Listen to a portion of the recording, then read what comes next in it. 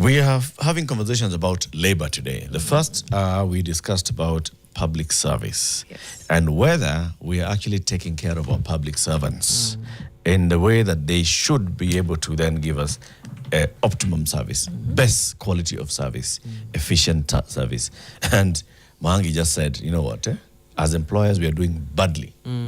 Now, our next conversation is going to look at domestic work. And domestic labor, let's start from what we know, house helps. Then you can extend into gardeners. You can go into a little bit of some security, although security now has its own sector. And there's somebody who has actually been pushing this conversation and saying, you know what, we need to bring formality into this labor sector. She is a labor outsourcing expert. She is a fixer, our day one from the very beginning. She's been, watching this show and listening to the show. Trizzer Kimani is our guest. Good morning, Trizzer. Good morning to you. Karibu sana. Asante. This is where we fix the nation from. Thank you for having me. It's good to have you here. Of course, we're going to start with the day's quote.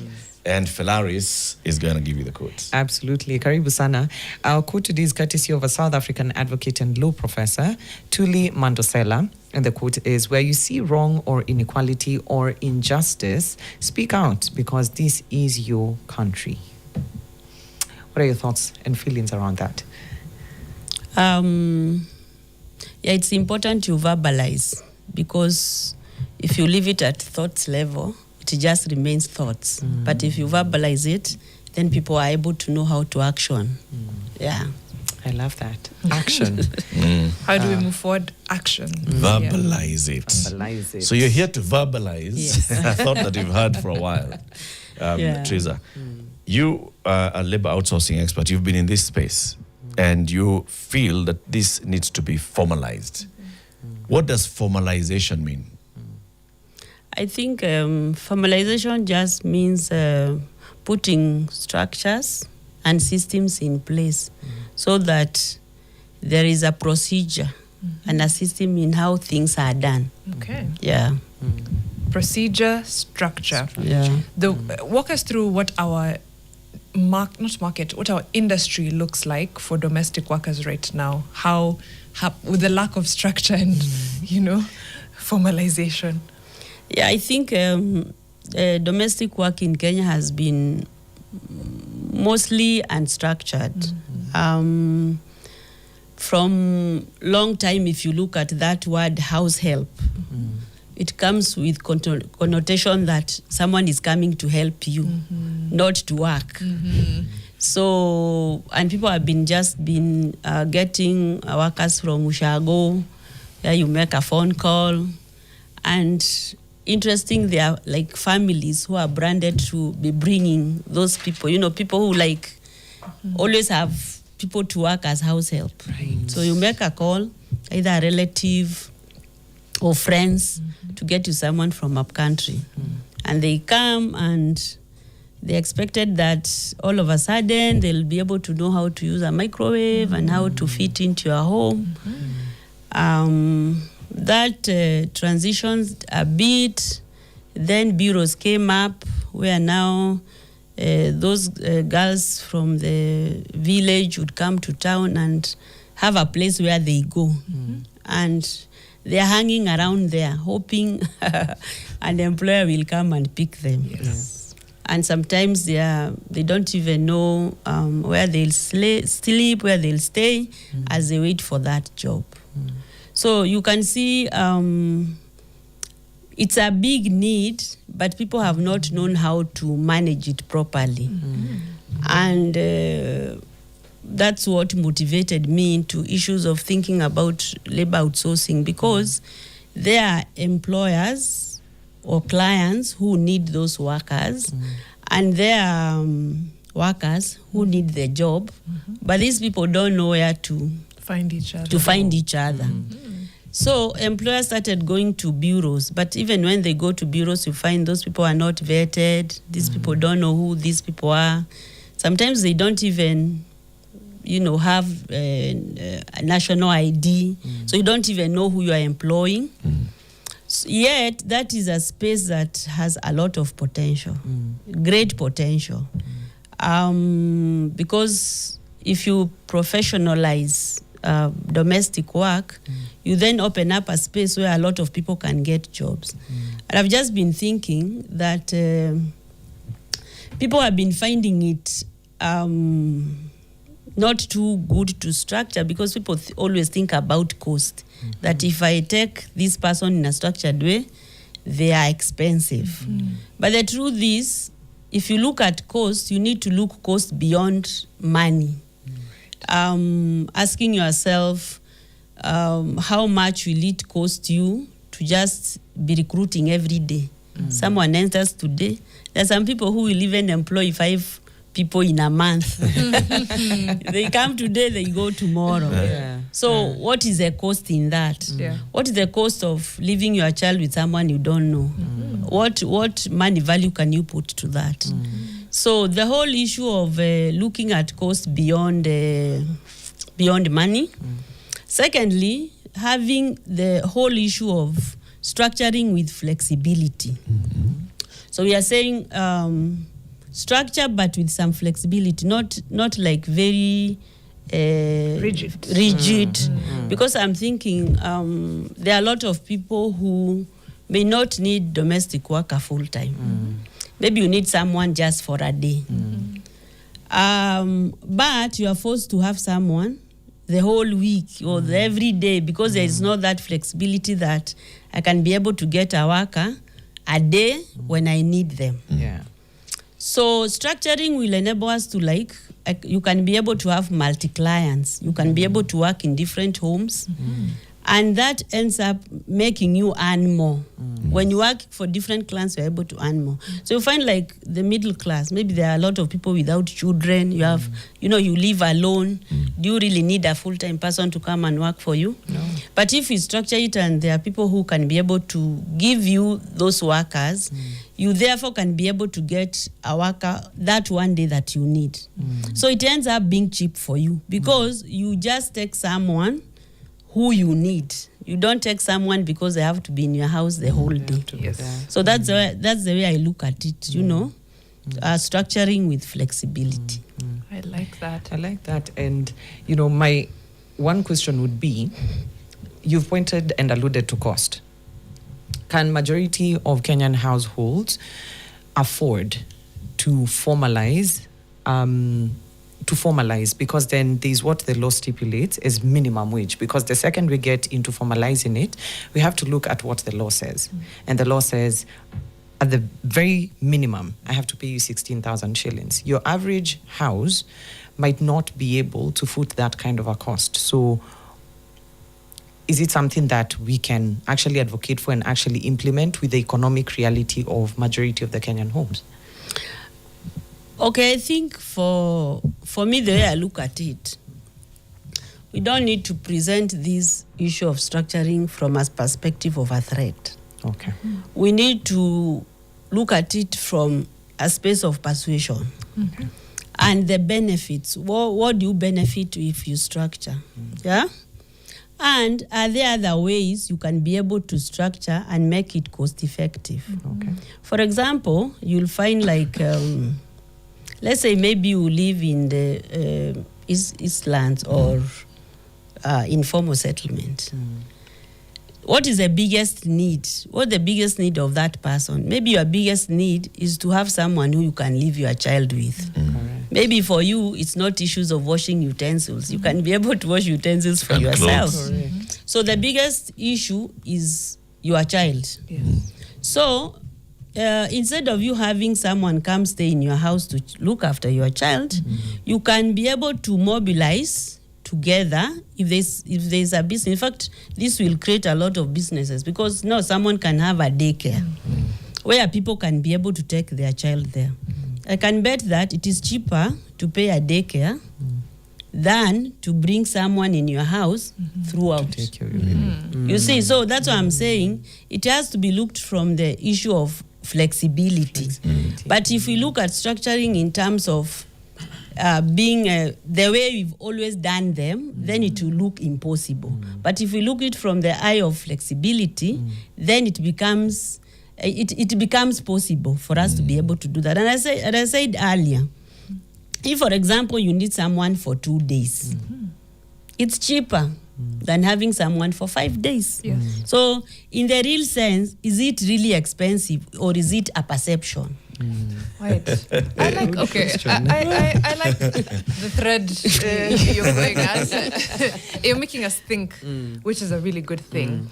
How did we get here? I know you've given us, the thread of especially taking people from up country, and it's a problematic way that we started it, which is you take people from up country, pay them very little, and sometimes they're even related to you or to someone you know. It's the cousin who has dropped out of school because their parent cannot pay school fees. Yes. So instead of helping them to go to school, unamleta Nairobi afanye kae kwa nyumba yako, umpatie kazi. Fanya kibarua kidogo. Hiyo mshahara utatuma ingine nyumbani ya kulipia the siblings waende shule. Right? Si kusaidia huyu. Huyu sasa amejitolea. Asaidie siblings. Problematic. Very problematic. Yeah, it is problematic, and when you look at it, it may look cheaper, but what are the expectations when that person comes to your house? There are unspoken expectations that maybe, probably, just maybe, that you'll be able to take that person to school. And most times people feel pushed, you feel guilty. Let me take this person to school. After that, you start feeling, let me take the brothers and sisters to school. So, is it really cheap? Now you're educating a whole family now. Okay. Then You know what I can appreciate is the call out here. Yeah. Is it? And it's a good point. You're educating a whole family, and maybe you would have still ended up educating that family anyway, if you're in a position to. It's how we do things, right? As Africans. But when we go into this idea of formalizing these agreements, and I like the idea of formalizing with flexibility, how do we change people's mindsets before even going to the nitty-gritties? Because people have been doing this for decades, right? You said it correctly, tulianza hivyo, kuleta mtu, then ikakuwa bureau can't vet. Then you find in maybe privileged households, that's where they go for somewhere where they vet people, and you have a contract written down, kila kitu. But for the majority of Kenyans, it's a matter of convenience. How do you change that mindset? I think it's a whole issue of education. Yes. Like this conversation. That, by the way, it's not what you thought it was. Allowing people to look it in a different way, and allowing people to look it from a perspective of it's both. Most times when you talk about domestic workers, people look at the worker and not the employer. True. And a lot of emphasis is put about, how this girl will come from the village, how you are mistreating them. I have a position, I have a privilege that I deal with both. Yes. I personally deal with the workers and also deal with clients. So I have both stories. So you find that the employer also have their own misgiving about these domestic workers. So just bringing that education to both. This is the advantage of you going into a structured system. If you have a structured system, you'll be able to access SHA, for example. You'll be able to have that pension through NSSF, Then you can be able to access banking services because you'll be able to have a pay slip, you'll be able to, to have a salary. And then on the other side, also the clients look at it in terms of, if you have a structured system, there is clear job description, and a clear expectation. When you come to my house, this is what I expect you to do. You'll do 1, 2, 3. So there are those boundaries in terms of the work that someone is supposed to do. Then you also can be able to predict your cost per month. That at the end of the month, I'll pay 15,000. But if you don't have those structured systems, the worker will get sick at day 10, and you're supposed to spend money that you are not planned for. So you still have to take them to hospital. Had you planned for that cost? No. But you see, if you structure, I know at the end of the month I'll pay 20,000. But my worker, if they get sick, they'll access medication. If they get sick and I need someone to come and continue to work, this particular company can bring in a worker as my worker gets better. So there is that continuity. Okay. You get? Yeah. So just putting these things out there, showing what are the advantages of structuring, as opposed to like, it's like, and it's not like by force, by fire. Yes. Yeah. It's like, look what this benefits you. Okay. Yeah. And try it. See how it works. Yeah? I like your approach. The fact that we are formalizing one end means we also have to formalize the other. What are, for example, the prerequisite either trainings or qualifications for being a domestic worker, for example?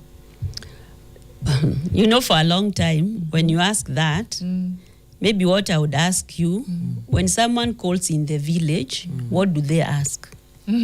Kuna msichana anajua kufanya kazi ya nyumba, anaweza kaa na watoto. Exactly. It always boils down to amesoma kidogo. Amesoma kidogo, anaweza communicate in Kiswahili, English, na just anaweza pika, lakini tunaweza na ni msafi. Unajua mtu. By the way, what you've talked about is not what most people ask. No. Hey, what do people ask? People just call, they say, natafuta mfanyikazi wa nyumba. Unaye? Ana miaka ngapi? Nobody even asks. Okay, maybe they may ask. Some may ask amesoma. Some may not even ask ama amesoma. Because what you want, when you are calling, you are under duress. The other one just left. And you need this other one. You don't even have time to process that ideal worker that you want. Right. So, unto you, because this one who is coming may be worse than that one.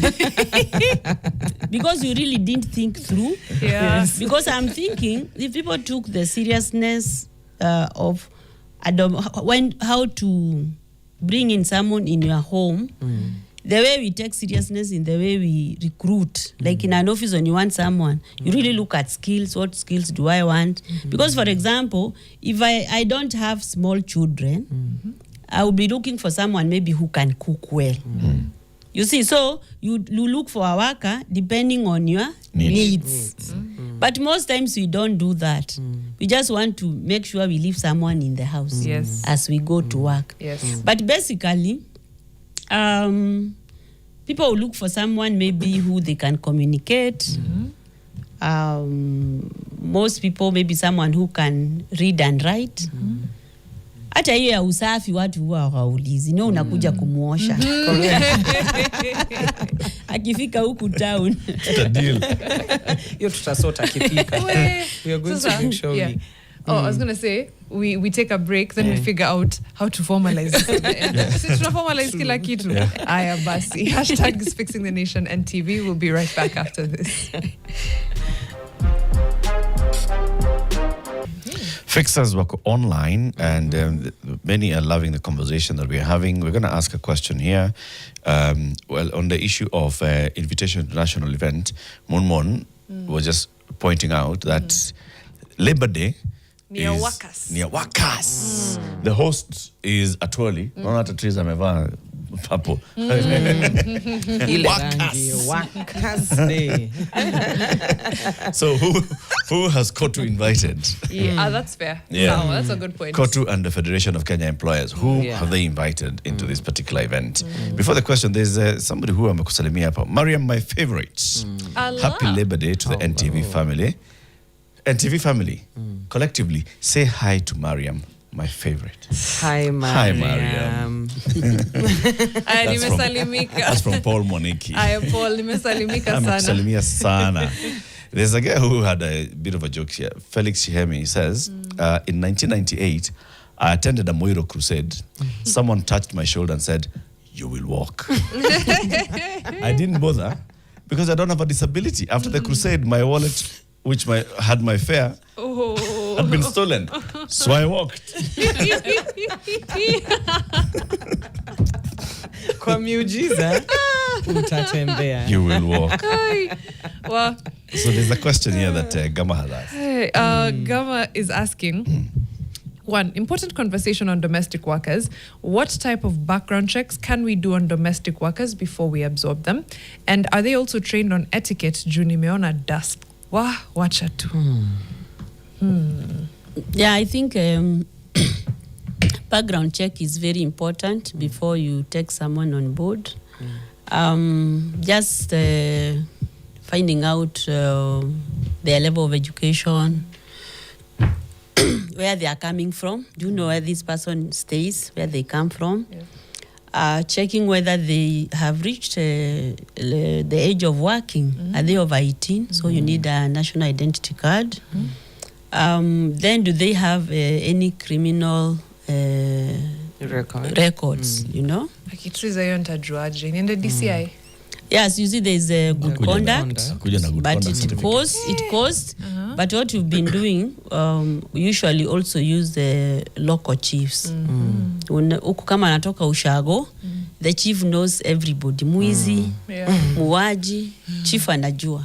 So getting a letter from the chief really becomes helpful. I like that. Yeah. We have to check. I mean, those checks are very important. And I think the bureaus come in and occupy that space and do it very well. Some bureaus. Some bureaus, exactly. The ones that Trizzer was talking about where the lady comes and angoja kuja kuchukuliwa. Do they actually do? No. Yeah. And also the compliance. Yeah. Ni wanakula tu They are a commission shop. yao. Yeah. Hiyo ni shop ya nini. Yeah. Are the majority of these bureaus, because again, how would a domestic worker then know what bureau is actually compliant with the labor office and what bureau not to go to? Because a lot of these bureaus is what you end up seeing then exporting labor to all of these countries outside, because they're like simko available. Nyinyi wasichana 10 ninawatuma Saudi saizi and then mkafanye easy checks ni nini, I'll even give you more money, because they make more commission when they send these girls out. So this has become an area of operation for criminal elements. So for those domestic workers who are looking to find a good bureau, be it in Nairobi or across the country, ni vitu gani wanafaa kuangalia, like just at the absolute minimum? Right.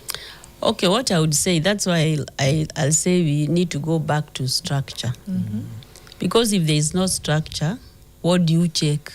You know, are these bureaus registered? Are they registered with who? So it becomes really very difficult. So you'll find even most of them, when they go, it's mostly via referencing. Maybe I went to this one, they gave me a job. Right. So that depends on word of mouth. But if we structure now, if, for example, there used to be yellow pages, if you remember those days, where you would be able to say, this, if you want something, you check it there. Correct. So if there are those registration, that these are the good places you can go and get a job, even for clients, then it removes a lot of bottlenecks to everybody, the workers themselves and clients themselves. But we also need to be careful, and I think that's why also people are not very comfortable in structuring, because sometimes when you structure, people take advantage of the structure. Now people start looking for, you know, like intimidating, you know, these people who are registered, Right. as opposed to supporting them. So even as I talk about structure, let's look at it from the perspective of, we want to structure to support the people who have structured the agencies to be able to do their work right, as opposed to we want to structure so we know where they are and we can go get money from them. You know what I'm saying? So it becomes a witch hunt. Yeah, witch hunt. So we need to, even as a structure, let us structure it with caution, that we are structuring to support and be able to open that space so that as many people as possible can be able to get jobs. Yeah. And not only structuring even in domestic work, even the informal. Issues of casuals. You know, there are a lot of companies that want casuals. Yeah. Like our company, supplies casuals to EPZ. There are a lot of people who want casuals for 5 days. Okay. But even as an employer, you don't know, if I want just casuals for 5 days, where do I get? So which company can I call and I need casuals and I get casuals? So that structuring can be helpful to everybody. I want to do casual work for 5 days. Where can I go and get this casual work? So formalizing, not only domestic, but most of these informal jobs in the country will help us really create a lot of jobs and be able to professionalize, the whole labor space. Yes. And at the end of the day, everybody benefits. The employee benefit because you now have a contract, you have a better pay, you have you can be able to even plan your life. That I know at the end of the month I'm earning this money. You can be able to do that. For a client, they also have, like, I know that I'll pay this amount of money at the end of the month. I know that I'm safe. The person who has come to my house, I know where I've gotten them from. Government will benefit because people will pay more SHA, SHIF, NSSF, and so on. So everybody benefits, really. If everybody looks at it from a positive perspective, everybody really benefits. I see the positive. I see we've been talking about, the job market. So KNBS was saying slightly less than 900,000 jobs were created last year. A majority of them in the informal space. And we've been arguing, what is this informal and formal space thing, really? And then if you look at how much tax we are able to collect, a lot of this tax that we are collecting, especially income tax, comes from what we call the formal side. The informals, many do not pay income tax because you're not, there's no pay deduction, or the company itself or your employer is not, paying income tax at the end of a year. So formalization helps the economy as well, and KRA to be able to collect more money. We'll come into how then we formalize and what it looks like. But I wanted to ask, now that Felaris had asked about how we vet, actually this person, how we vet the employee. You say you deal with both, the employee and the employer. How do you vet the employer? Okay, the employer, at least most employers are educated, so there will be a form. You also ask them where you stay, what you do,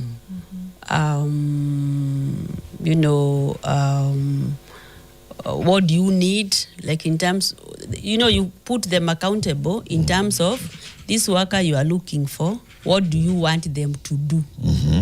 So that when you give them the worker, they do what they said they wanted them to do. For example, if I say, I want someone to come and be a driver, you don't end up being the cook. A driver who can cook and cut grass. Transferable skills. Kazi yako ni kuendesha gari. Umepeleka watoto shuleni, umerudi. Unafanya nini hapa? Chukua slasher. You see, so the client, okay, and then we also like find like referencing, how did you know about us? So also that gives some level of, vetting. And therefore, when the worker goes there, they also feel safe. That if anything happens to me, the company knows where this person stays, where they live, they have their contacts, they have the information. So the working environment becomes safe for both of you. Is there more that can be done here? For example, let's say this client is asking for a house help of a certain, their preference would be somebody in their mid-20s to late 20s and so on and so forth. Then you go and find that this house has 4 men who are in their mid to late 20s as members of the household, right? So do you do that kind of checking? Like, so how many people are in this household? What is their background? How do I know that any of them, for example, is not a sexual predator? Like, is there such kind of background check? Do you ask for certificate of good conduct From the house? Yeah. You know, maybe I would ask you, when you got employed here, did you like, okay, there are some checks. Did they do a background check on for the a little bit research, a little for bit. sure. Research. But Yeah, I'm sure there are some details you cannot be able to like go into. So I think what we do, empower the employee. When you empower the employee, they'll be able to check out those things when they're in that home. So being able to empower that employee, going to work in that home, it means this, and this. So if they are predators, they'll take personal responsibility to make sure that they report the same. But I can tell you, if you go to that direction, then you'll make structuring look impossible. Yeah. You'll put too many blocks. Yeah. So how should structuring look like, Trizzer? What do you see? With And flexibility. With this Yes, all this with flexibility, Manela, flexibility. how do you see it though? Is structuring the same as regulating? When you say let's formalize, are you saying we regulate? And I'm asking that because in the last couple of years, the security sector has been formalized under regulation, where there's now an authority that licenses security companies. And the requirement now is that you don't just go and take somebody there and say, we're in security. You go to a company, Mariam and Co., and take a security officer from that company. And then Mariam is licensed by the regulator, and Mariam is the employer of that security person. Now, is that what you're looking at? I would say, in a way, yes. Because the security sector has transitioned from watchman. You remember they used to say watchman? Yes. In fact, that word disappeared. We now call them security guards. So really, even in this sector, that word house help needs to disappear. Yes. Because people are no longer coming to help us. They are coming to work. Yes. So we need to professionalize the work. And when you professionalize the work, it's both. There is a regulation, and there is because you have to regulate because of compliance. So I would say then I think it would be wonderful if we went that direction, that if you want a domestic worker, there are these companies that don't employ a worker outside these companies. Go to these companies, get a worker there. Yes. You know what advantage is? One, the client has, okay, for example, if I had a worker from your company, I brought them to my home. They want to leave. Okay? Before they get employed in the next home, I'll be able to ask them, which company did you come from?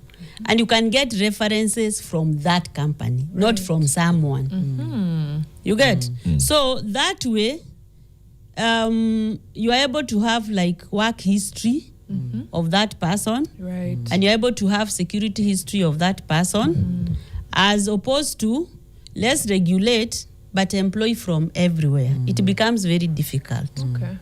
It really becomes very difficult. So if you can say, if you want, like in places like Middle East, everybody gets a domestic worker from a company. Yes. So if everybody gets a worker from a company, what does that mean? These companies that are supplying these domestic workers will also have terms, like if you have to operate this company, this is what you need to have. Then also all those workers will ensure that they are also paying statutory deductions and NSSF, NHF, they are banked. But now if we structure, then leave it at an individual level, you find we will structure it like Matatu sector. You know, Matatu sector is structured, but they structured vehicles. They didn't structure labor. That's a great example. That's a perfect example. It is What do you mean? Yes, they structured the cars. They structured the Matatus. So you have these circles, home circle, Shag Sacco.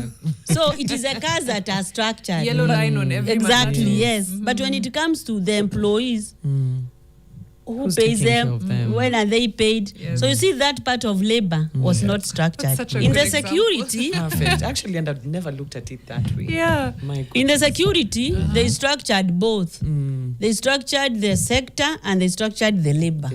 So you have to structure both. Not so there's a danger of you structuring the sector and not structuring the labor. Labor. Yeah. Okay. I'll go back to my question. Sorry. Just trying to figure out again. We structure one half, are we structuring the other? So then now that we have clear expectations, I'm getting someone to be a house manager from this company. These are the terms of employment. This is how much I'll be paying them in a month. This is the SHA deductions will go before the 5th of the month or whichever day of the month it is, 9th of the month, and so on and so forth. Fantastic. I also have my expectations. Is there now room for standardization, or like you're saying, will be making matters complicated? Like, if I'm employing someone under this or they are under this bureau, then they should be able to, like you said, use a microwave to be able to coordinate shopping lists to like there's a cadre of job that's like, should be able to do 1, 2, 3. Then we go to job group. So next we need job a driving license in case you need to take the children to school. And you continue like that. Yes, I think standardization will also mean being able to come up with a training. It's very interesting.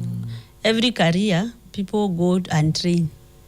But domestic worker, they just go and start working. I don't know how they are supposed to start working. Job training. On job training. So there has to be like that basic that if you have to, for you to register in that particular company as a domestic worker, you need to have gone through this training. Yes. In that training, these are the basic skills you need for you to be deployed as a domestic worker. Yeah. So you see, it also helps you, the client, that when I get this person, I already know what they have. Yes. I know the skills they have.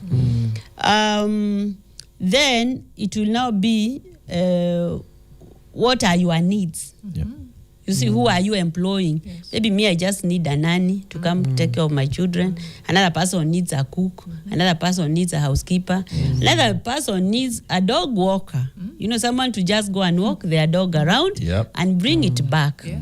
Another one needs a driver. So when we talk about domestic work, we just need to look at it in terms of anybody who is working in a home.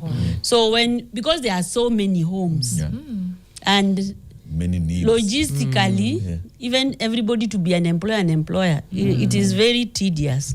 And all the government expectation by this date, by this date, by this date. Compliance especially. So sourcing workers via company really helps in compliance. And it really removes that burden from you. I agree. Yeah. And I also see something else actually. The way you've introduced that training aspect, Trizzer. So training also brings in certification. Yes. Then also brings in grades. So you can say you have certificate grade 1, which means that you can do the job of job group 1. And if you have got, further certification. So as you said, depending on my needs, maybe my needs just require somebody with certificate 1, and then another household may require somebody with certificate 4. So you are able then to know, me as somebody with certificate 1, these are my expectations. Even in terms of pay, this would be the expectations. So that you also don't have somebody with certificate 4 doing a certificate 1 job and they're expecting a certificate 4 salary. Or certificate 1 expecting a certificate 4 salary. Si ule wa ile nyumba analipwa. And I think also the other thing that will really help is that you could rate the workers. This has 1 star, this has 2 star, this has 5 star. So when the worker goes, they know that wherever you work somewhere, at your exit, you will be graded and graded. Yes. So when you are coming to that company, you say, I want a worker grade 5, the star 5. And maybe star 5 is paid better Is a than premium. star 2 or star 1. Yes. So that's the level of structuring you're saying. So Will they also rate the employer? they will also rate employer. So that this employer, if you are rated very poorly, you won't ask maybe for star 5. Next time you don't and have someone This can, goes someone both can ways. choose Yeah. not to work because someone can just look and Yeah. see this one has been rated consistently as a 3-star. Yes. There must be something. Something, yes. Right? Yeah. Hapo kuna shida. And it's you know that thing I was talking about, the integrity I index? remember. It comes like- back. The integrity index shall get to that level in our get to society. it. Because that's where we are at. Dystopia. It's going to be dystopian. I mean, we need to get to that level. If we are going to if we are going to bring dignity to that sector, we also have to Tuliambosini cartels, the cartel has to address itself. Yes.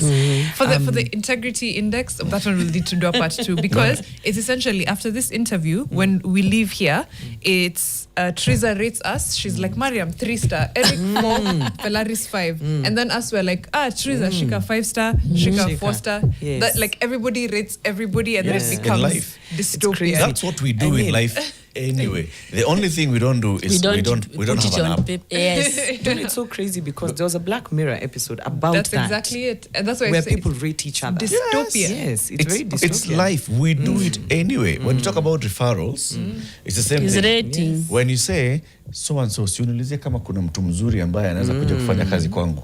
That mtu mzuri is, first of all, I have rated you highly, and so I will trust your choice. And then you now are going to bring me somebody that you've rated highly.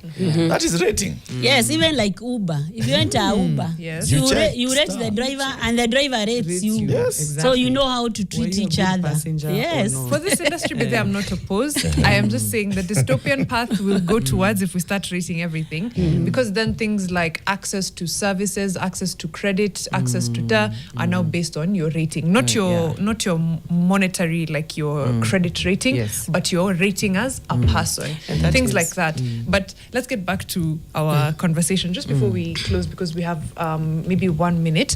If Labor Day celebrations are taking place today, what would you like to hear from the president, from Francis Atwoli, and from the Minister for Labor, Alfred Mutua? What would you like to hear from them as far as domestic workers are concerned? Okay, I think for me, I must say that when we think about Labor Day, let's always think about employees and employers, because without an employer, there is no an employee. And without an employee, there is no an employer. Correct. So I would want, like, as Atoli gives his speech, he needs to really think, how do we structure informal jobs so that we can open more space for people to be employed. Yes. When it comes to domestic work, I know people always look in terms of minimum wage, always money. Yes. But are there other things that we can offer beyond money? Good work environment, dignity in workplace, continuity of work, that you are sure that tomorrow I'll have a job, you know, and also the employer, that space. How will I be able to make more money so that I can be able to pay my employees better, you know, make them more comfortable, give them more pay. But if you always think about how will this employee get a lot of money, it is very depressing for the employer, because you're wondering, now the president has increased minimum wage, now where do I get money to pay? You see, so they need to balance those. That's very true. Yeah. So Thank you. we shall just continue our conversation as we, as you can see on the screen, live images coming from Vihiga, where yes, there's quite a tumbuiza workers as we wait for the start of what's going on in Vihiga. This is where the National Labor Day celebrations are taking place today. We have our reporters from Vihiga and from other parts of the country who are lined up, and we'll be speaking to them throughout. Maybe Jack, so we can just Wimbo Meisha. I just wanted to hear them what they're dancing to. But we'll listen to them. Trizzer, a couple of comments that are coming in. Vivian Mukura says, great topic. We might not have gotten to the topic yet, but if we are fixing the nation and we ratify C189, set up the required minimum wage for domestic workers at 16,113.75 cents, how will Kenyans pay? Right? She's asking that. And maybe Vivian, actually, we could open the phone line for you to call in. Yes. So you can ask this question, and maybe we can, it sounds like you're onto something and you know what you're asking. Bakari Sanya says, that's a great point. Rather than using demeaning titles like house girl, we should say household associate. Even long. Household associate. Higher. Instead of babysitter, we say childcare specialist. You know? Wow. Hey, Bakari Sanya, kizungu say it in kubwa. Kiswahili sasa tusikie. Samson Abok says, huyu apatiwe chai ama kahawa because amegonga ndipo, especially on that point of how transport is regulated. Yes. The vehicle and not the labor. Exactly. Michael Obara has a couple of points that he's been making. We contemplate bureaucracy over domestication towards uncertainty. We're holding our layers of a trusteeship. Who stole yesterday? And he continues on that thread. Maybe when he lands it, we'll come back and see what exactly he's onto, because he's still continuing in these points.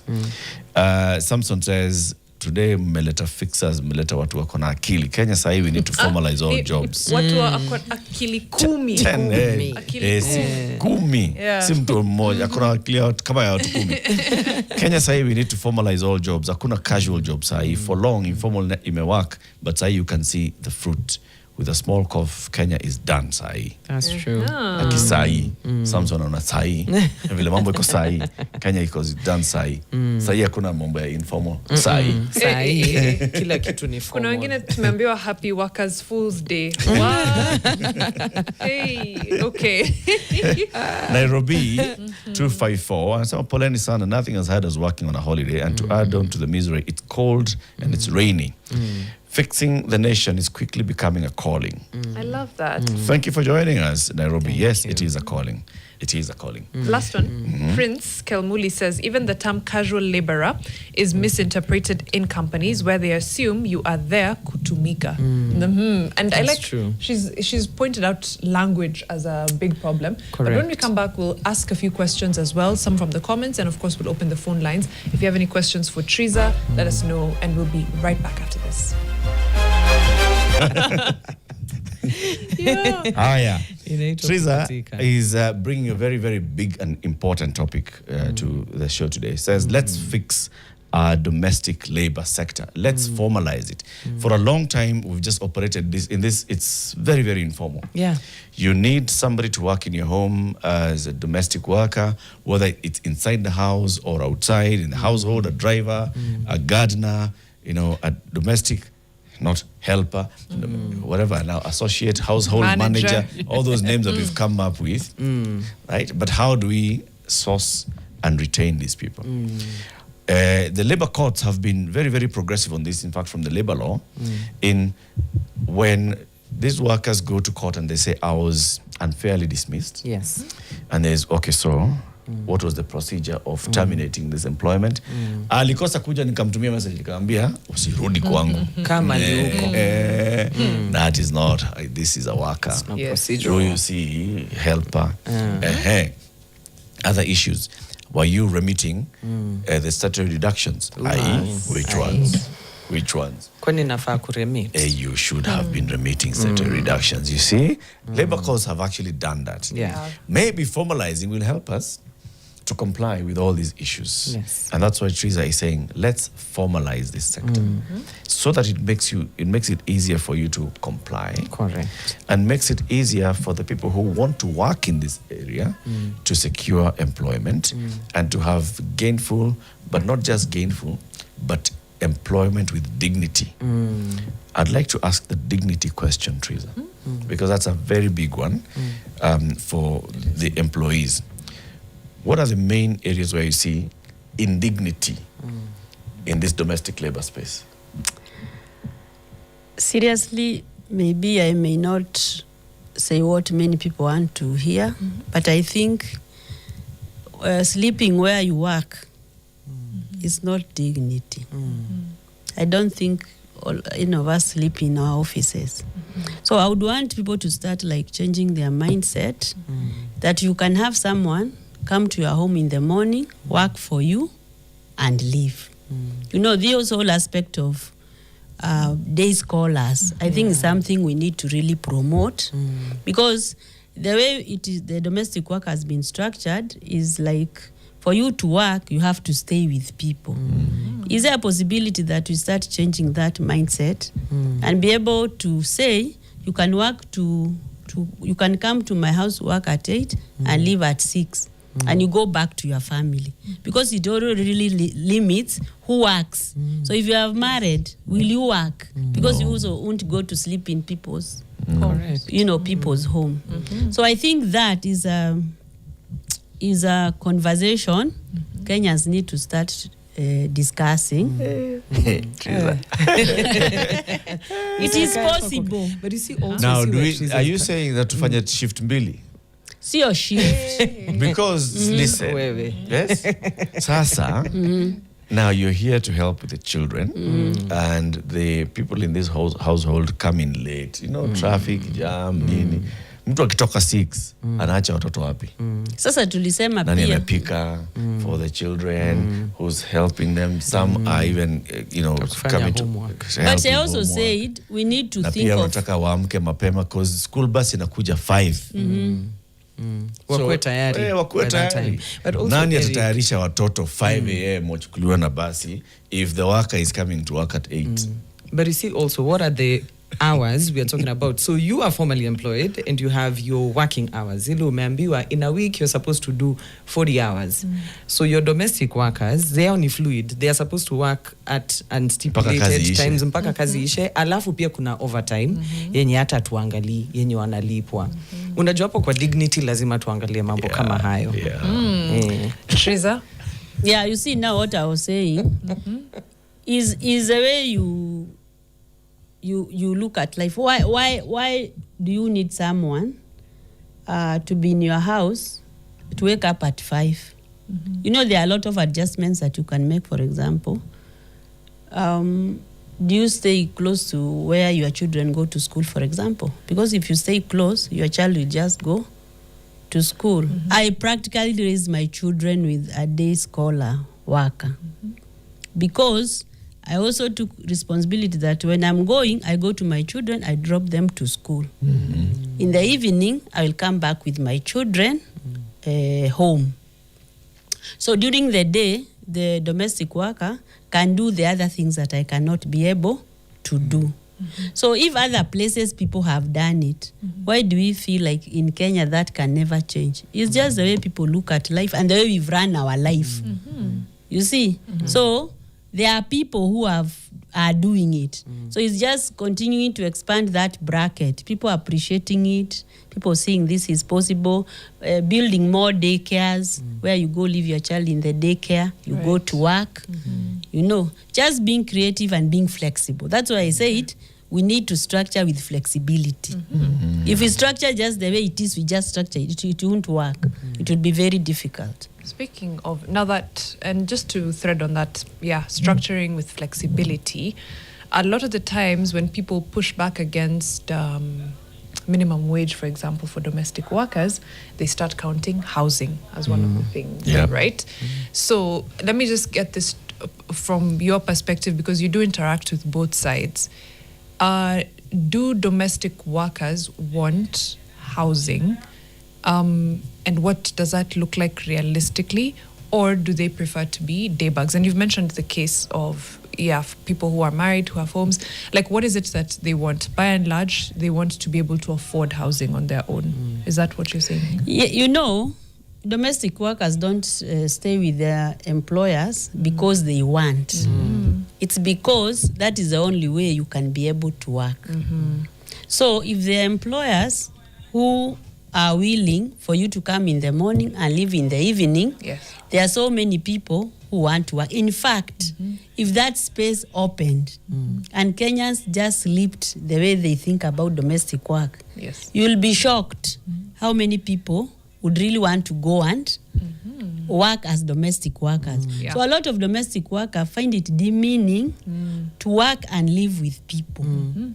But because you have to work, you just have to stay there. You just suck it up. Yes. It makes sense. The other side now is rural-urban migration. A lot of the times, people migrate. So I see an additional bill now because housing in a lot of urban areas is quite expensive. But how do we now put in the flexibility element to this? Because I can see if we do change that mind shift, it means we also have to pay more so that they can be able to also have housing elsewhere. What I would say, and it's reality, there are so many people who earn less than domestic workers. I don't know why people think domestic workers earn the least. There are so many people who work less than domestic workers and they have houses. True. So I don't think asking domestic workers to come and stay in our houses, we are helping them. We are helping ourselves. Yes, it's convenient for us. Yes. Because even those people who go to Mujengo, maybe you get 500 per day. They have a house. They do. They do have a house. They do. So, and I think also, there are this affordable housing coming up. Yes. So there'll be more houses. There will be more. So I think the reason why people stay with us is for us. Yes. Not for them. And it's because it's become a prerequisite for getting the job. Wow. You've shaken things. You're a fixer, Trizzer. Trizzer, you're a fixer. Because you're absolutely right. Yeah, it is for our convenience, not theirs. And when you think of even, that's why, like Fela mentioned, the work hours are so fluid, it's essentially sun up to sundown, right? At what point? You expect it. Before dawn. Yes, actually, before dawn. With the first cockerel. Auntie ameamka. Auntie amke, aanze kupika nini, atengeneze breakfast, amshe watoto 4, atayarishe watoto, awapeleke pale kwa gate, wangoje nao mpaka basi kuje, waingie basi, arudi kwa nyumba, aanze kutengeneza breakfast ya wazazi, apige pasi, wakienda, achukue nguo, aanze kufua until 11 p.m. when everybody has gone to bed. That's when she goes to bed.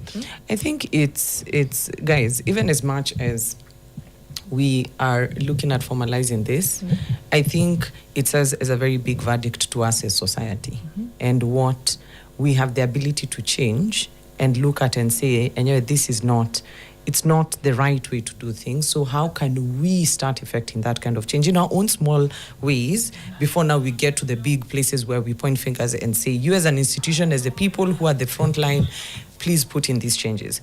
Now, looking at jurisdictions that have actually been able to do this, South Africa serves as a very good example where they've formalized domestic work. And if you read through what has been broken down from expectations of an employer to what comes to the employee, it is so clear. So all of that to say it can be done. It's not as complicated. It can be done. While we were on break, I did bring up a thing that I'd probably want us to look at, which is the gender aspect of domestic work. Majority of, and maybe you can give us the numbers, Trizzer, given that you're in that space.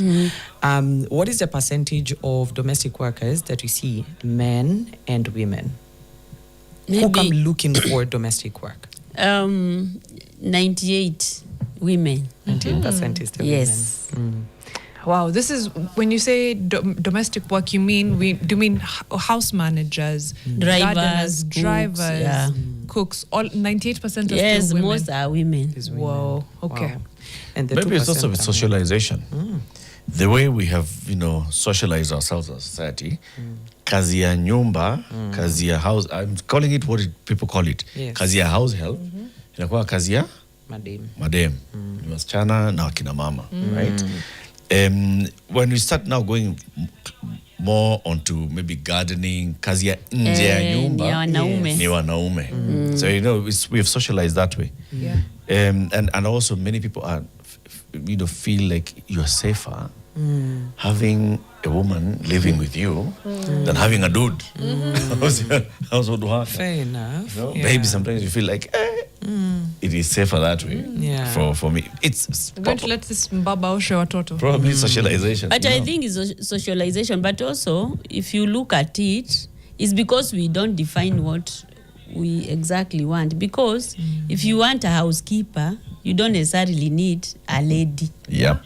Housekeeper can, because even if you go like to sectors like hotels, see, men are the ones who clean rooms.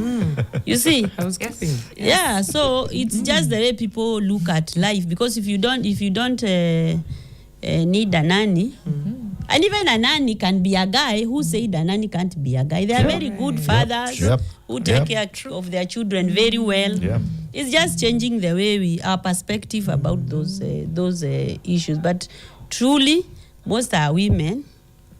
And now you imagine what that puts those women in. Because if you are married, what is the possibility that you can be able to pick that job if you have to stay with someone? Yeah. But can you imagine how many women would work in those spaces if they were able to go in the morning work and go back in the evening in their homes? They actually do have full lives outside of this is employment. to Yes. them. This is a workspace, only that it's not domiciled in an office, it's in a home. So therefore they should be able to have agency over their lives to come in, do the work, and then go back and be able to lead a full life. I think that is part of the dignity that we're talking about. Exactly. Before we get out of that idea, now we're talking about women and then what happens. So what happens in the practical sense in Kenya when this domestic worker who's a woman gets pregnant? Good question. The job is gone. There is no more job. That's it. That's it. You're pregnant, you go home. Yes. And no one else is going to employ you. And can you imagine? You go home when you need the money The most. The most. the most. So you're not protected, you're not covered. As someone who's in a structured situation is where they have maternity leave, where they still get all of these benefits. But then again, goes back to the question that one of the fixers had asked. Would we be able to actually pay? Imagine you have, and you really love their work, you're actually able to pay someone 3 months maternity leave. They are not present here, but you're still paying them as you have someone to hold fort. So you're paying almost a double salary. How practical is it to the affordability aspect? Because that's where it comes. It's not you. It's The employer is Trizzer. Employer is Trizzer. Okay. So Trizzer, would you The be able to company. Yeah, shoulder? because you see, when you are charging the money, you'll put into consideration all those issues. the way every other But employer also, does. even the issue of pregnancy, why they leave work, may not be necessarily because the client doesn't want them, but the issue is who will raise their child. Yep. So that's how mostly. So let's not look at it in terms of they left work because you didn't want them to continue working. Yeah. They left work, like the people who work for us, they work even up to their 7th month, 8th month, until you are ready to go and get the baby. But now, where do you leave your baby? Yeah.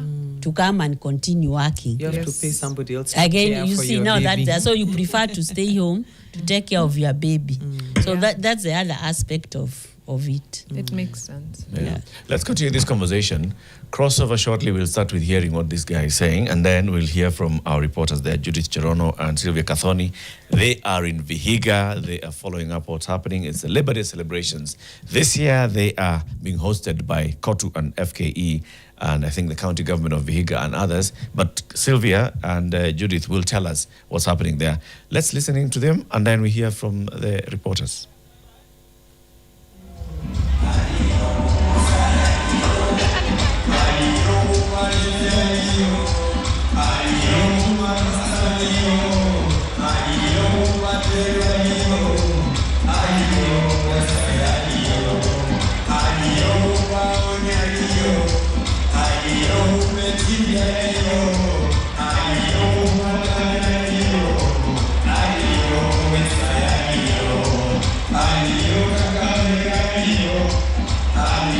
Good morning, fixers of the nation.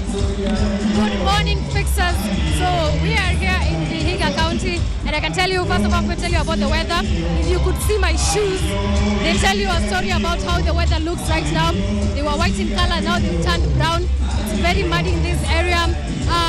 So we are under this tent.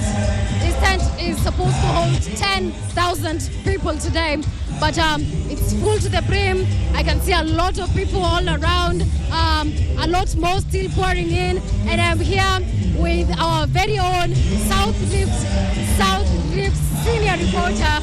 Judith Cherono is also here with me, and so today's theme for Labor Day is all about social justice and decent work for all. So we're going to expect a lot of conversation going around on that area, and also something else to look forward to. A lot of proposals that were made by the court towards the president for consideration, like for example, for them to increase the minimum wage range for all workers to 23%, which was cornered by the Federation of Kenyan Employers, FKE, was saying if it's going to be increased maybe by 7% because of work pressures, business pressures for running a business, and so Judith, let's talk more about. Tell me about court. What are some of the organizations that are already on court?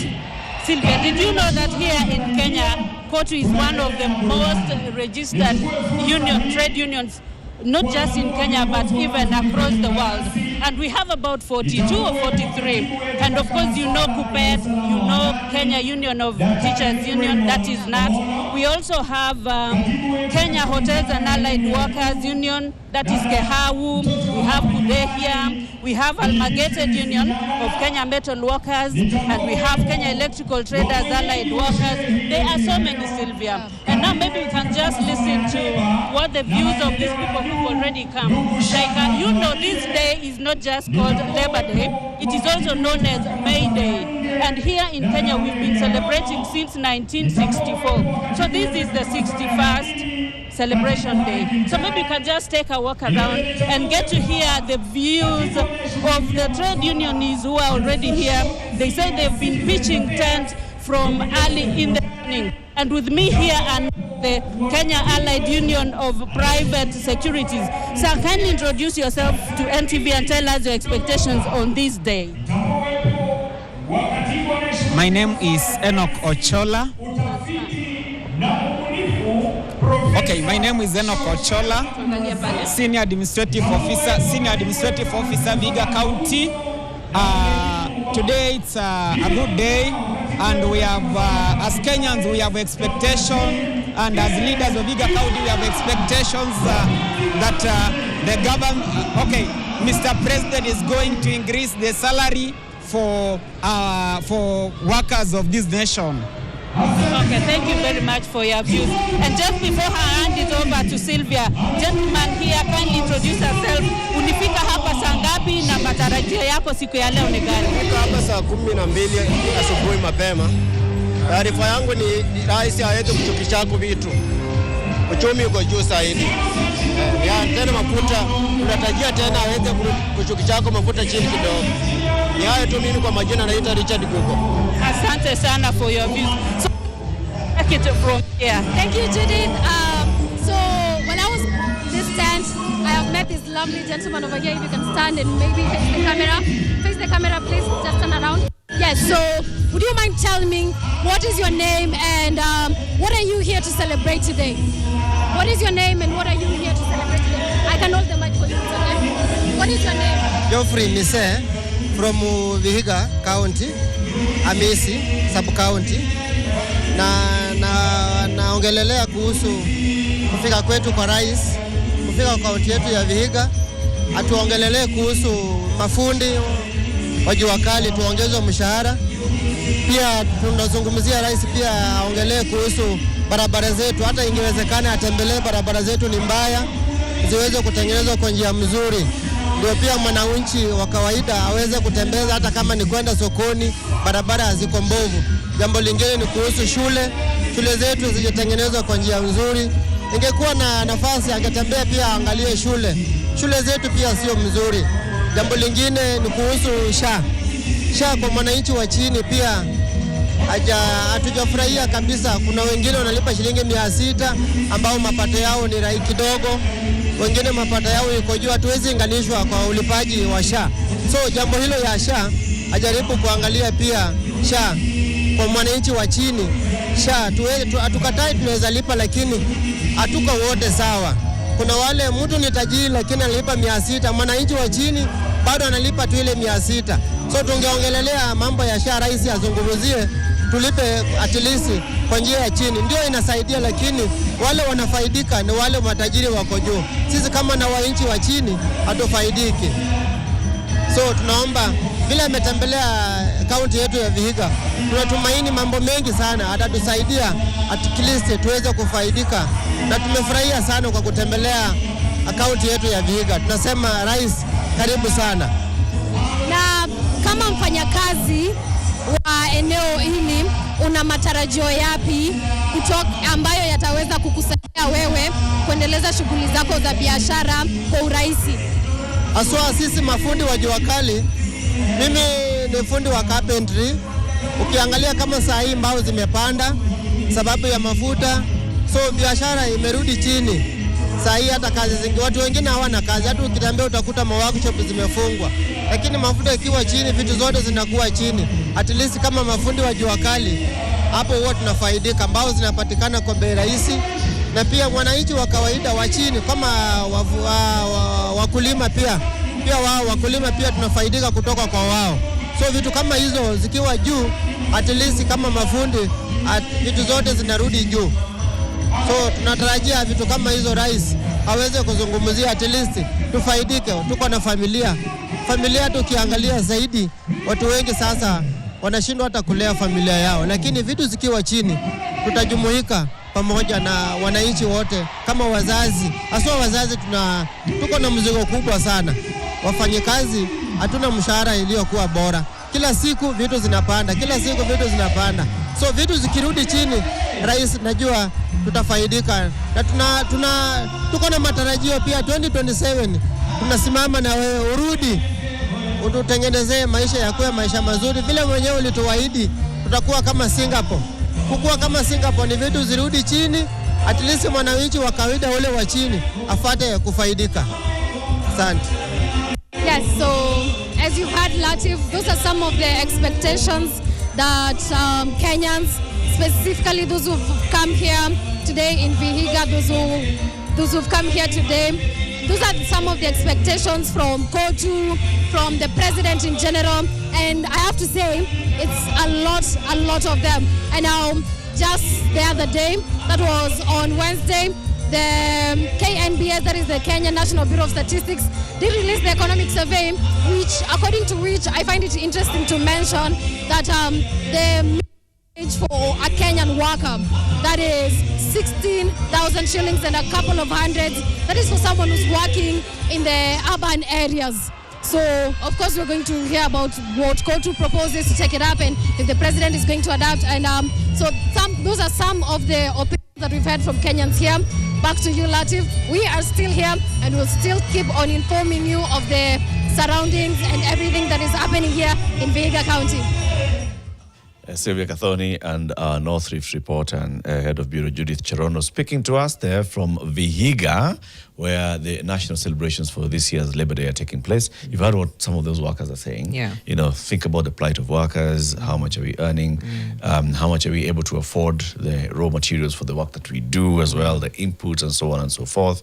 So you're Fixing the Nation with me, Eric Latif, Mariam Bishar, and Formalise Wamboi, and our guest Trizzer Kimani, who is a labor outsourcing expert. As we continue this conversation, there are a couple of things here. First of all, before we even come to you, Trizzer, and I want to ask you about every worker always, every year says to number rise apandishe, minimum wage. From an employer and employer perspective, we want to hear your view on this. But Formalise, there are very many yellow caps in this event. Yes. Wow. And even somebody has pointed here, like, is this a UDA event? Is it? Is this a workers' event? Is it? What's your view on it? I'm just seeing a situation of political hijacking of national events and shamelessly doing it. And big question here being who can stop it from happening. Earlier, we had Einstein who were talking about the politicization of the civil service. We've seen the politicization of movements and politicization of national events, which ideally should not be happening. This is not a day to celebrate the yellow hats and the yellow T-shirts. It's a day where that entire stadium ought to be in color purple, because we're talking to the workers. And I wouldn't be surprised if we see the addresses coming from today being highly politically charged, because, again, you're speaking to a majority of the people in this country who form the biggest voting bloc. So, of course, you can't politicize their issues. And, I mean, it's sad to look at, but isn't that what our country has come down to? Mariam? And it's true. And I just always remember these things are not accidental. It's not that everyone just happened to have like a UDA cup at home. Coincidentally. Yeah, kuna mtu ameenda hapo akapeana hizo kofia, akapeana merchandise. Question is why? To serve who, for what picture are you painting? Correct. At Labor Day celebrations when you're distributing UDA caps, you know, as whom stand for what? Like you've said, purple would have been amazing. Yes. Black, red, white, and green would have been amazing. Trizzer, I know you also saw that, and you just said, What's going on? You just shook your head. Yeah. It's a politicization of it. What do you think? Yeah, I think this being a Labor Day is a national day for everybody across political persuasions. So I believe workers have different political persuasions, but this is a place where we need neutrality, where everybody goes just as a worker. Then we can talk about workers' issues, or you just go as an employer and we talk about employer issues without those political caps. I agree. So, employer worker issues, minimum wage. The expectation is that the minimum wage should go up, right? Is it already too high? Let me say that it is never enough. You can never say now you've reached. It's human to always want more. But what is the reality? I was just thinking here, fuel has just gone up. I think that has hit the manufacturing industry. So what does it mean if you increase the wage? Already production costs have gone up. That's why I said let's have a balance. Because if you push an employer to increase more money and they cannot afford, they'll just drop workers. So sometimes, is it okay to remain with the 16 and you have a job, or be jobless? Because people can never pay what they can't afford. And even to bring it back to what you see, when you look at it in terms of that company, it looks very nice, increase. But as we talk about domestic workers, we are talking about the same thing. Yes. Can we afford? Yes. So I think when we look at it like that, then we are able to balance. How do we ensure that workers are comfortable? But how do we also ensure that the employer is able to pay that wage? And in a situation where if the economy was, growing so rapidly, that in tandem, then we can continue increasing minimum wage. But yesterday we saw slowest growth year on year at 4.7% compared to previous administrations. Now the question of the dignity of workers we've covered. You want to think about domestic workers as everyone who is essentially inside the home or works inside the home. You've brought about the idea of day bugs and the dignity that should be afforded to them. We've talked about pensions. We've talked about all of those things. And housing. And housing as well. There's a question on housing, but just continue. Maybe I can ask it later. Oh, okay. I was just going to ask, is there anything else we're missing as far as benefits that accrue to workers and or even something that we are giving that isn't formally recognized? Is the way the system is right now, is there something we are missing, or is there also something that we are giving our domestic workers that is not being adequately recognized? Yeah, I think I must say that most of the times when people talk about domestic worker, people always demonize clients. But I must say majority of clients are good. But sometimes we focus on the few that are not good and those that don't treat their workers well. Yes. But I I think the whole issue of comfortable accommodation that some of these workers get when they live with the clients, the food they give them, and sometimes you'll even find some of these clients extend phone allowance. Ukitaka kunipigia simu ndio hiyo credit, and nobody really recognizes that. So there are a lot of privileges they have, but because it's not like structured, nobody appreciates how much they get, because all the time people look at the take home, the net pay. That's all people look at. And that's why you find these issues of boarding and day becomes very complicated when you talk about minimum wage. That's true. Because when you talk about minimum wage, it's assumed that when you are paid that minimum wage, you go rent your own house. Yep. So that's why you find like it becomes a bit difficult, because I'm providing for you food, accommodation, and everything. Then I'm expected to pay the same minimum wage, still the same person, with the person who someone is coming and going back in the evening. So I think even when people put laws, I think they need to contextualize. You're right. You know, you don't put laws that like are very, they are very general, and they don't speak to the context of that particular country. For us, for example, I would expect that when they talk about minimum wage, when it comes to domestic worker, they have live-in domestic workers.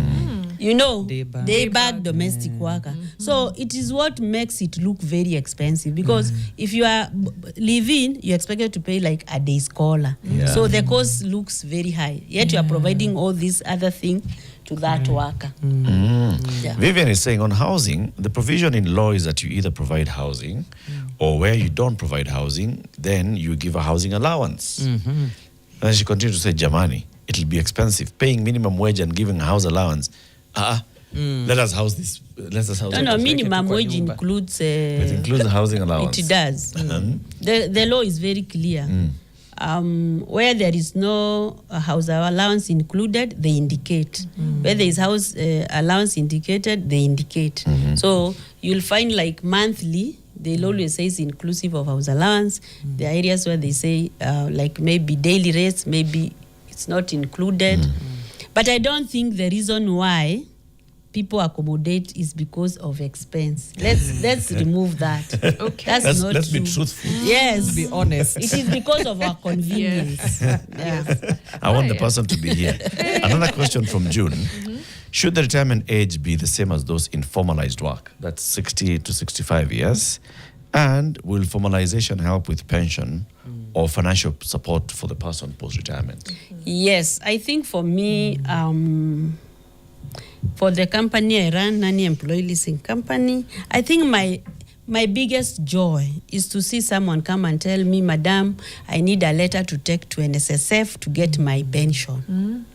It really feels good, because when you've worked and now you reach an age where you cannot be able to work, you need a support system to be able to continue living. And from my experience, I've seen my workers work up to that 60, and they are okay, and they can be able to, so long as you, just like any human being, sometimes when you talk about domestic workers, they look like if they are special people and these other people. So we are all people, so the way we work is the same.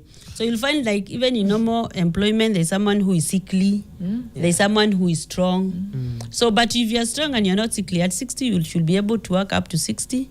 And if you've been in structured employment, then you'll be contributing your NSSF, which is pension in law.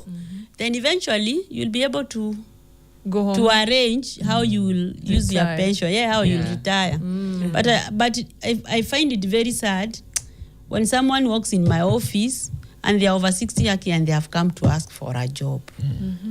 It's very hard, and you can already see, some of this work is manual, so you need some energy. There's some jobs you can work up to 70, 80 because maybe it's mental. So you find that this is something that they also need to be educated, because even the people who are also funding the the informality are the workers themselves. In fact, I even have to tell them, by the way, this money I'm deducting, I'm not keeping it here. I'm taking it For you. for you somewhere. Yes. But they're saying, sisi tutaki utupereke. I say, I always tell them, do you have a grandmother? Yes, we have a grandmother. Do you think your grandmother once looked like you? They like, They don't believe it. they don't believe. So I tell them, you may not see the importance of this NSSF, but in future, you should be able to see it. And because you have asked that, Eric, I would want to flip it and ask, is there a way the law can change so that it is the responsibility of the worker to pay for themselves those things? Because sometimes when the government puts that responsibility on the employer, the worker thinks you are stealing from them. They feel like we've given you money for yourself. Okay. You see, there are countries, the responsibility of those payments is on the employee. As you file your returns and everything, make sure you pay this, you pay this. So the employer just gives you the full amount of money, then you pay wherever you want to pay. But I think that one is more of an information gap. Yeah. Because as an employer anywhere, as much as you see deductions on your payslip and it hurts, you know it is a mandatory deduction. It is not optional, and that it is going into your pension, into your healthcare. That information. Just letting them know, because I think a change in the law would be information would be much easier than. But it changing is the not law. as easy. It's not as easy as you think. For you and me, it is very easy. It's a straightforward It's straightforward conversation. for you.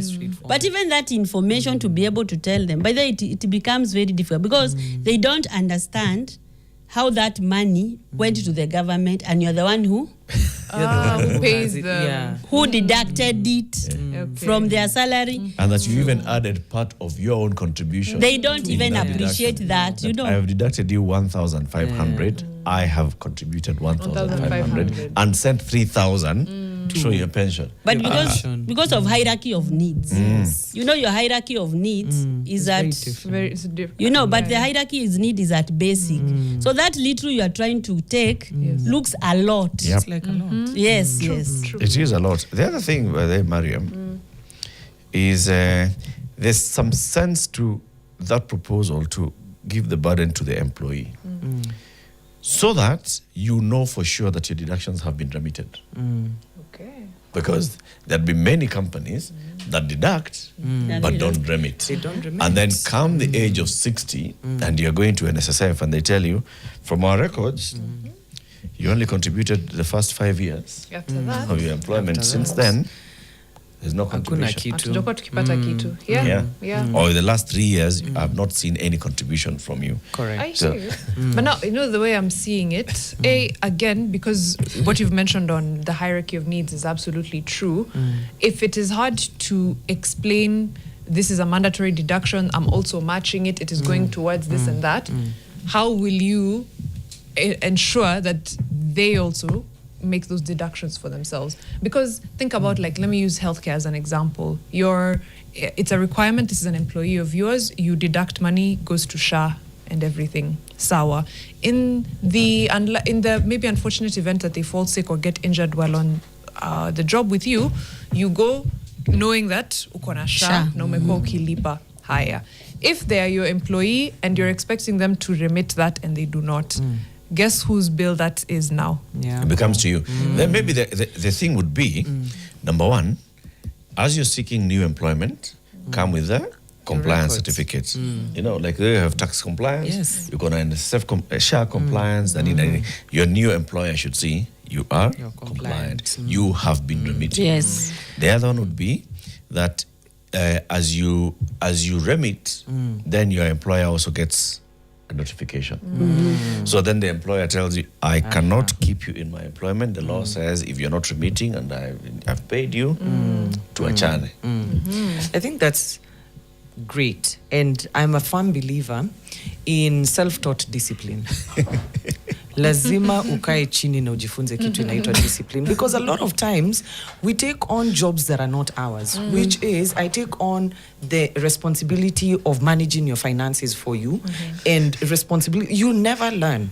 So when it's placed on you, utajua ofisi iko wapi, utajua system iko aje, utajua vitu ufanya kazi aje, so that even you'll start advocating for yourself a little bit more, and you can teach that to the people within your spaces and communities. But this thing where we say, oh, wacha nikufanyie kila kitu, you'll never learn.